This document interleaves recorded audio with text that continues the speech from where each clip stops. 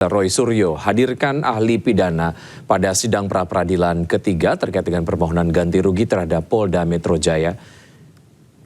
Dalam sidang pra-peradilan ketiga, Roy Suryo mengajukan permohonan ganti rugi terkait tidak sahnya penahanan dan penangkapan oleh Polda Metro Jaya. Dalam sidang kali ini, Roy menghadirkan ahli pidana Didit Wijayanto Wijaya. Sidang difokuskan pada penyampaian alat bukti dan keterangan ahli. Menurut Roy Suryo, kerugian imaterial yang harus diganti sebesar 100 juta rupiah. Ganti rugi itu apakah berkesesuaian dengan KUHP yang baru ya gitu, karena KUHP yang baru kalau saya tidak salah di pasal 173 itu ada ya gitu, dan nanti beliau akan menerangkan di pasal 1 juga ayatnya berapa, kemudian apakah yang kita mohonkan itu sesuai atau tidak, itu yang akan kita pertanyakan kan, bahwa dan kerugian imaterial ya quote and quote itu adalah termasuk kelakuan para termul yang juga mereka misalnya ya mengglorifikasi penangkapan saya dan Dr. Tifa yang kita tahu pasti bahwa penangkapan itu tidak sah ya, kan sudah diputus dalam pra-peradilan yang pertama. Penangkapan, penahanan, kemudian penggeledahan itu tidak sah. Tapi para termul ini mengglorifikasi dan ternyata ini jahat banget ya. Mereka tidak hanya kemudian mengirimkan bunga papan ke Polda Metro Jaya itu nanti, dan jahatnya tidak hanya ke Polda Metro itu dikirim, tapi itu juga dikirim ke kampus saya, ke Universitas Gadjah Mada di Jogja.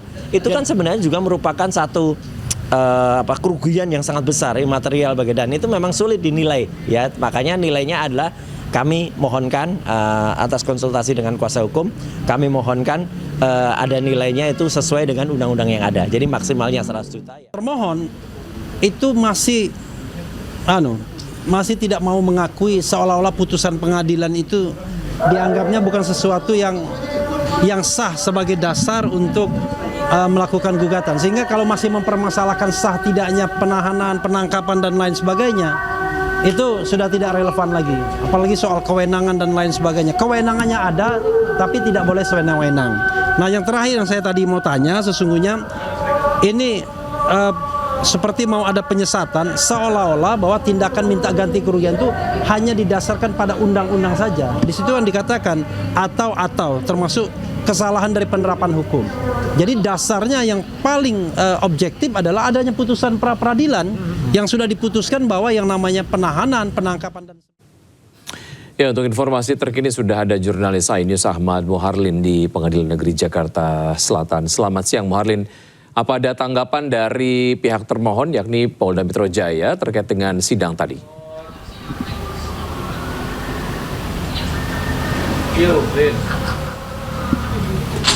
Ya baik, selamat siang Wiki dan juga pemirsa, terkait dengan sidang atas tersangka fitnah kasus ijazah milik mantan Presiden Joko Widodo ini baru saja selesai, yang mana tadi sidang juga tidak berlangsung lama, yang mana sidang hari ini yakni agendanya dari tim pemohon dari Roy Suryo ini sendiri menghadirkan saksi ahli hukum pidana atas nama Didit Wijaya, yang tadi sempat ada perbincangan begitu antara pihak kuasa hukum dengan juga Didit terkait dengan persoalan ganti rugi atas penahanan dan juga penangkapan Roy Suryo oleh pihak penyidik dari Polda Metro Jaya. Dan untuk saksi ahli ini sendiri memberikan keterangan jika untuk ganti rugi terkait dengan penangkapan dan juga penahanan Roy Suryo ini memang hal tersebut sah-sah saja begitu berdasarkan KUHP,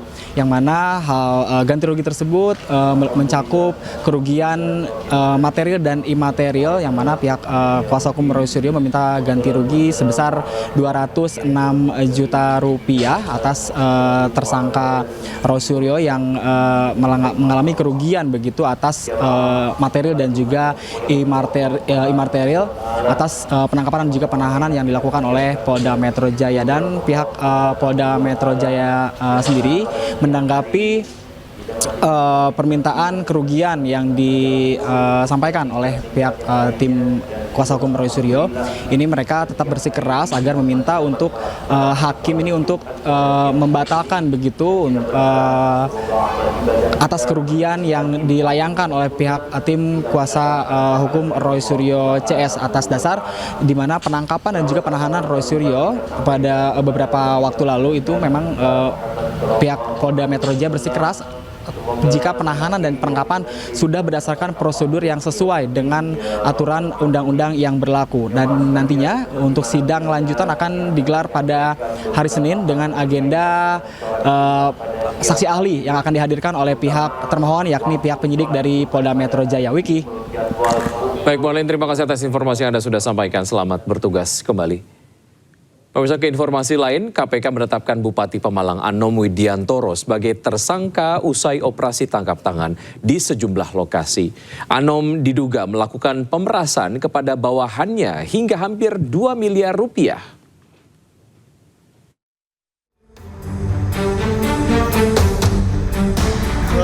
Komisi Pemberantasan Korupsi menetapkan Bupati Pemalang Anom Widiantoro sebagai tersangka.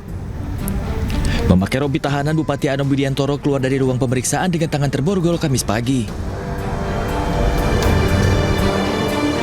Anom diduga memeras bawahannya hingga 1,9 miliar rupiah. KPK menyebut selain untuk keperluan pribadi Bupati, uang ini sebagian untuk mengurus perkara di KPK. Berdasarkan kecukupan alat bukti yang sah, penyidik kemudian telah menetapkan 4 orang sebagai tersangka.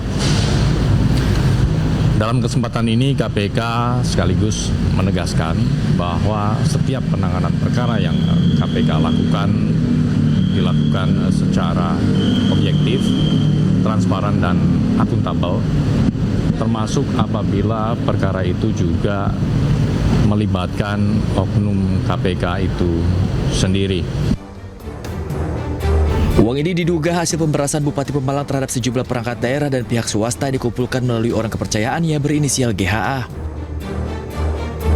Saudara GHA atas perintah Saudara Awi melakukan pengupahan uang hasil memeras beberapa pejabat dan pihak swasta yang berada di lingkungan Pemkab Pemalang, bahwa setelah mengambil uang dari pihak swasta pada hari Selasa tanggal 28 Juli 2026 malam hari, Saudara GHA diamankan oleh tim KPK. Anom meminta maaf kepada masyarakat Pemalang atas kasus yang menjeratnya, namun dirinya membantah melakukan jual beli jabatan. Sebelumnya KPK menangkap 21 orang dalam operasi tangkap tangan di sejumlah lokasi dengan menyita uang lebih dari 2 miliar rupiah. Tim Liputan A-News melaporkan.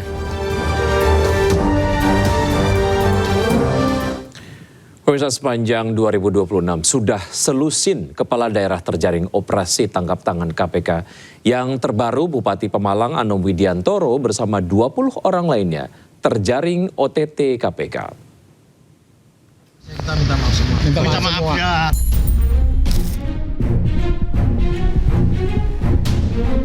Mengenakan rompi oranye dan tangan terborgol, Bupati Pemalang Anom Widiantoro minta maaf. Anom keluar dari gedung KPK bersama 3 orang lainnya dikawal ketat penyidik KPK dan polisi dijebloskan ke tahanan. Bupati Pemalang Anom Widiantoro ditetapkan sebagai tersangka usai terjaring operasi tangkap tangan bersama 20 orang lainnya di Jakarta, Pemalang, dan Purworejo. Anom diduga melakukan pemerasan melalui orang kepercayaannya ke sejumlah perangkat daerah maupun rekanan swasta. Total terkumpul 1,98 miliar rupiah. Dari data yang terkumpul sepanjang 2026 sudah selusin pejabat daerah tertangkap operasi senyap ini. Di awal tahun, Bupati Pati Jawa Tengah Sudewo dan Wali Kota Madiun Jawa Timur terjaring OTT KPK.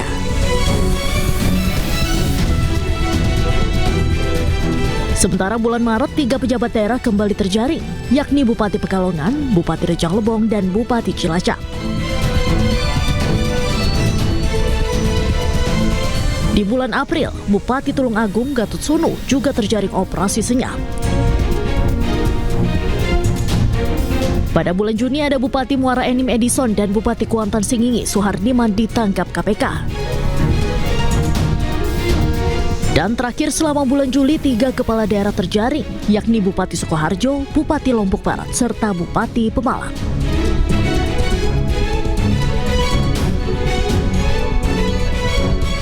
Ini artinya rata-rata 2 kepala daerah tiap bulannya terjaring OTT KPK. Kasus terakhir, tertangkapnya Bupati Pemalang menambah daftar panjang kepala daerah terjaring operasi tangkap tangan KPK. Jabatan kepala daerah rentan terhadap tindak pidana korupsi pernah diungkap jubir KPK Budi Prasetyo. Mahalnya ongkos politik dalam pemilihan kepala daerah menjadi penyebab terbesar. Tim Liputan iNews melaporkan.